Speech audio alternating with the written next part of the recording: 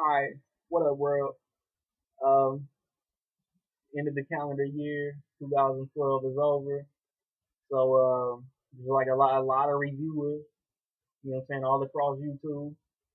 I'm gonna kick y'all my top 10 um, favorite albums of 2012. You know what I'm saying? I didn't buy everything. I bought like 17 albums. That's it.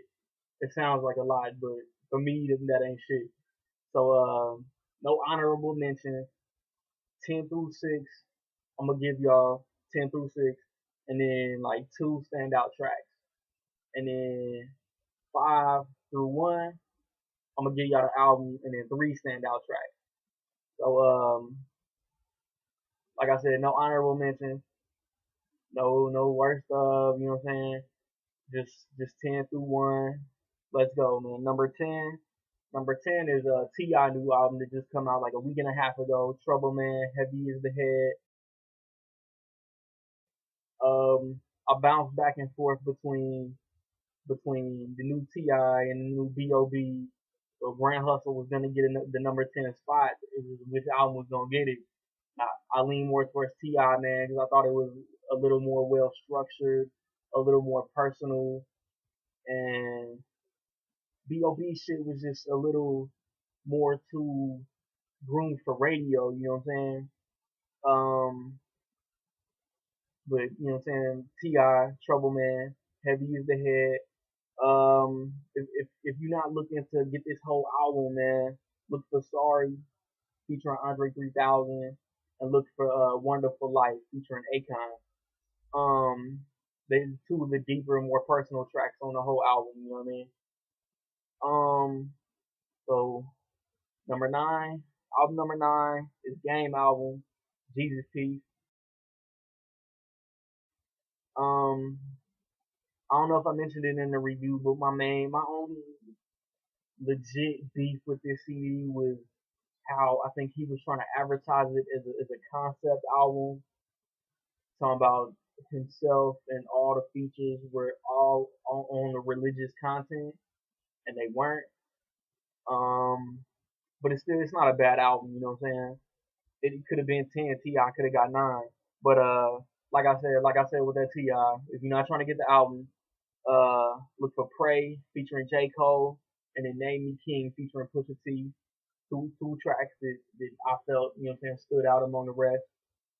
Um, so album number 8, that Big Crit debut album, uh, debut mainstream album, you know what I'm saying, Def Jam debut, Live from the Underground. Um, I was surprised by this.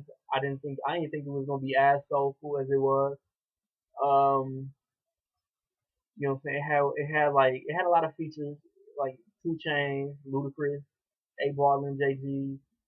Um, BB King was on it. Anthony Hamilton was on it. Um, I'm blanking right now, but check out Rich Dad Poor Dad, real dope track, as well as Praying Man. That's the BB King feature. Um, Anybody just snag BB King for a feature is, you know what I'm saying, is already legit in my book. Uh, my number seven favorite album of 2012 is that Slaughterhouse. Welcome to Our House. Sophomore album, Shady Records debut, Joe Budden, Royce the 5'9", Crooked Eye, Joel Ortiz, if you're not familiar. Um, and among their standout tracks is Hammer Dance. You know what I'm saying? They first single. That whole track, I love that shit. And then Goodbye. Royce the 5'9" is not on that one. But you know what I'm saying? It's a more personal track among the rest of the crew. And then I mean, anytime Slaughterhouse drops some shit, you know what I'm saying, you gotta look forward to it. Um, Album number 6 is a Big Boy album, his second, third, if you count Figure Box solo album. Vicious Lies, Dangerous Rumors is real feature heavy, but the features don't take away from Big Boy at all. It's real soulful, real funky type shit. that Outcast sound minus Andre 3000. Um, I recommend it if you on the fence about getting it. Um, if you're not gonna get it, man, and you just looking at like solo tracks, man, get Tom Petty. It's got Killer Mike on it. And then Shoes for Running. Shoes for Running has B.O.B. on it, and Waves. I think it has more of a rock vibe. It's real dope. It's real fucking dope. Um, okay, then top five. You know what I'm saying? Top five albums, 2012. We getting into the home stretch right now. Uh, like I said, for my top 10 movies, man, 5 through 1 could rotate, man. You could put 5 at 1, you could put 2 at 5, you could put 4 at 1. You know what I'm saying? 3 at 5, 3 at 2. You know what I'm saying? But number five, Lupe Fiasco, Food and Liquor 2, The Great American Rap Album, Part 1. Um, you know what I'm saying? This was just highly anticipated, man. Ever since the Cool came out, and then he was talking about, I'm gonna drop Lupin, I'm gonna drop every 6 months. You know what I'm saying? The E, the N, the D, and then that shit all turned into the Great American Rap Album. Then that shit turned into Lasers. Lasers was a letdown, man. Lupe heads gotta admit it. I love Lupe, but I don't love Lasers. And then Food and Liquor 2. Here we go. Um, Overall, man, very dope album. You know what I'm saying? Lupe always got a message that he's trying to get across. And you know what I'm saying? He succeeded. You know what I'm saying? Whether it's the word bitch or whether it's you know what I'm saying, what he was talking about on Lamborghini Angels. Um I recommend y'all look for Strange Fruition. Put 'em up. Put 'em up is so cold. Put 'em up is so fucking cold. And then Foreign Follows Function. Foreign Follows Function is raw too. So if you into wordplay, lyricism, bars, you know what I'm saying?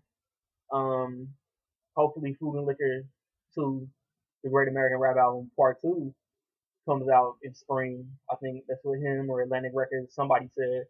But hopefully we get that shit this year. You know what I'm saying? I'll be satisfied if we get that shit in 2013. Um, so that brings me to number four. Y'all probably gonna try to throw tomatoes at me through your computer for my number four, but it's my number four. It might be your number one. It's a lot of critics' number one, but I just felt like it was three albums stronger than my number four, which is Kendrick Lamar debut album, Good Kid, Mad City. Just the way that he talking about, you know what I'm saying, before the first track, before Master Splinter Daughter even come in, he talking about, I'm gonna borrow the van, be back in 15 minutes. And how just every track intertwines with the story of what happens when he's out in Compton in his mama's van, and how his mom calling him on a voicemail, and how his pops need the dominoes. But then, you know what I'm saying, you got Bitch Don't Kill My Vibe, you got Poetic Justice, Good Kid, Mad City, Dying of Thirst, Swimming Pool. Very well rounded album under Dr. Dre watch. Interscope really didn't try to flex on even no label politics. My standout tracks on this one are Bitch Don't Kill My Vibe, Bitch Don't Kill My Vibe, Bitch Don't Kill My Vibe. I can't sing, but that's my shit. The Art of Peer Pressure, Raw, and Mad City, the M.A.A.d track, man. I love that shit, and I love the vibe, how it sounds real old school. It's just dope to me, man.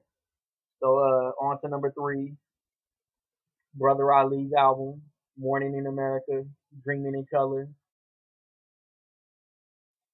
Ever since Us come out in 2009, I was itching for some new Brother Ali, man. I don't even know how to put it into words. And I was not let down, man. Brother Ali brings it every time. If y'all not familiar with Brother Ali, man, Google, Wikipedia, Twitter, man, he's, you know what I'm saying, his material is accessible, man. Best Buy, CD Universe, Amazon. Um, the Truth is Here, The Undisputed Truth, Champion EP, Shadows on the Sun. Just dope product, man. Every time he drops. Um, Even live mixtapes, man. Download for free the Bite Mark Heart EP, the Bite Mark Heart EP, raw, man. Brother Riley, one of the is in my top five. You know what I'm saying? Top five favorite rappers, top five dopest, best rappers, whatever you want to call the list. Brother Ali is in that motherfucker. As for Morning America, Dreaming in Color, man, look up Me Tonight, uh, look up All You Need, and look up My Beloved, man. Them last two songs, man, so dope, man. They both beautiful to me, just in completely opposite aspects of the meaning of the word beautiful, man. Both of them songs hit me. You know what I'm saying? So number two is probably the most slept on album of the year. I didn't even get it when it first come out. I think my homeboy hit me up and was like, "Hey man, you gotta go get this. It's dope. It's fuck." And that's my number two album, man. Killer Mike, rap music, exclusively produced by LP. Hopefully Killer Mike bring home some Grammys off of this shit, man. Well deserved. Very controversial, political, man. Um, if you fuck with Outkast, then you fuck with Killer Mike, which means you fuck with rap music. Um, man, yeah, like this hands down will be the most underrated album of 2012. Um, Untitled, track number two. Look that up. Super dope. Um, JoJo's chilling. The way that he flipped that story, man. JoJo's chilling. I love that shit, man. And then Butane, that's my shit too. Like if I was like a musical advisor on the Will Ferrell movie, The Campaign, I would have put Butane in that movie. It just would have fit. I fuck with movies. I fuck with hip hop. You know, I would have meshed the motherfuckers. You feel me? So my number one album, which should, if it don't, man, it'll be a fucking tragedy. But if it don't win album of the year for the Grammy, somebody needs to get the shit slapped out of them. My number one, best, favorite, dopest album of 2012, Nas, Life is Good. What more can you say, man? Everybody writes Nas off. If he don't come out with new shit every year, everybody writes Nas off like he ain't got it no more. And then he come out and drops a classic like this, man. And just look at the fucking album cover, man, with Khalif's wedding dress draped over his lap. Fucking Nas dropped a classic from the cover to the lyrics to the beats. Nas dropped a motherfucking classic, and that shit, man, it's gotta be, man. Who else got a different album? You know what I'm saying? Leave me a comment if you have a different best album of 2012.